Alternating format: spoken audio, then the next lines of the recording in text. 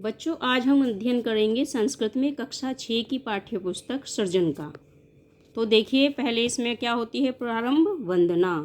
तो वंदना शुरू करते हैं। त्वमेव माता च पिता त्वमेव, त्वमेव बंधुश्च सखा त्वमेव, त्वमेव विद्या द्रविणम त्वमेव, त्वमेव सर्वम मम देव देव। अर्थात तुम ही मेरे माता हो, तुम ही पिता हो, तुम ही मेरे बंधु हो और तुम ही सखा हो, तुम ही विद्या हो और धन भी तुम ही हो।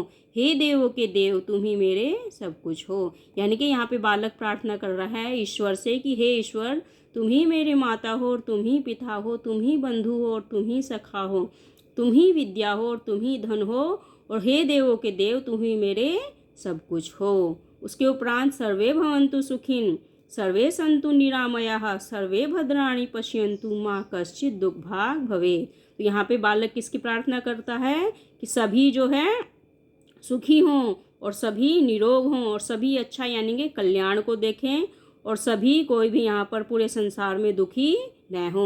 तो यहाँ पे बालक जो है दूसरों के सुख की कामना कर रहा है। तो समझ में आया बच्चों आपको ये। इसके उपरांत हम पाठ का अध्ययन करेंगे, पाठ 1 का। तो पाठ 1 में क्या है, अकारांत पुल्लिंग। अकारांत का अर्थ होता है जिन शब्दों का अर्थ अस्वर से होता है उनको हम क्या कहते हैं, अकारांत शब्द। पुल्लिंग अर्थात जिनमें जो इस्तेमाल करते हैं पुरुष शब्द के लिए, यानी कि पुरुषों के लिए जो इस्तेमाल करते हैं उन्हें हम क्या कहते हैं, पुल्लिंग शब्द।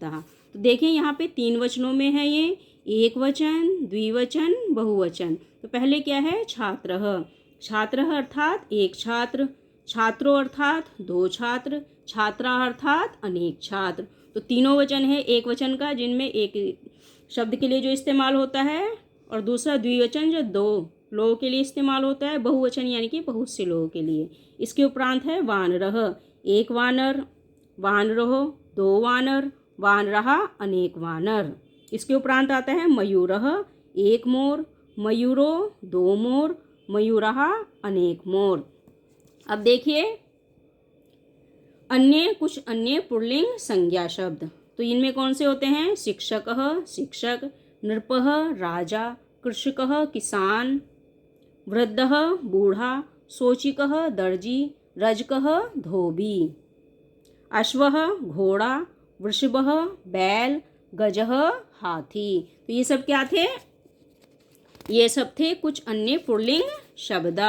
इसके उपरांत कुछ और भी हैं जो कि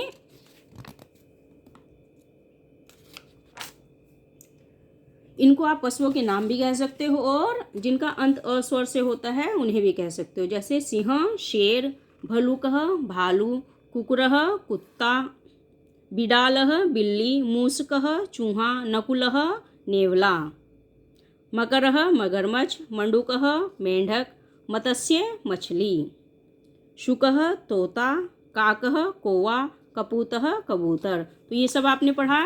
अब हम कुछ वाक्य पढ़ते हैं। एषः क अस्ति, यह क्या है। एषः छात्र अस्ति, यह छात्र है। छात्रः किं करोति, छात्र क्या कर रहा है। छात्रः पठति, छात्र पढ़ रहा है या पढ़ता है। छात्र किं पठति, छात्र क्या पढ़ता है। छात्र पुस्तकं पठति, छात्र पुस्तक पढ़ता है। इसके उपरांत है एतो को स्तः, ये 2 क्या हैं। एतो मयूरः स्तः, ये 2 मोर है। मयूरः किं कुरुतः, मोर क्या कर रहे हैं। मयूरः नृत्यतः, मयूर नाच रहे हैं। मयूरः कुत्र नृत्यतः, मयूर कहाँ नाच रहे हैं। मयूरः वने नृत्यतः, मयूर वन में नाच रहे हैं। इसके बाद है बहुवचन में, एते के सन्ति, ये सब क्या हैं। एते कपोतः सन्ति, ये सब कबूतर हैं। कपोतः किं कुर्वन्ति, कबूतर क्या कर रहे हैं। कपोतः उड्यन्ति, कबूतर उड़ रहे हैं। कपोतः कुत्र उड्यन्ति, कबूतर कहाँ उड़ रहे हैं। कपोतः आकाशे उड्यन्ति, कबूतर आकाश में उड़ रहे हैं। तो बच्चों, आपने ये अध्ययन किया। आज के लिए इतना ही।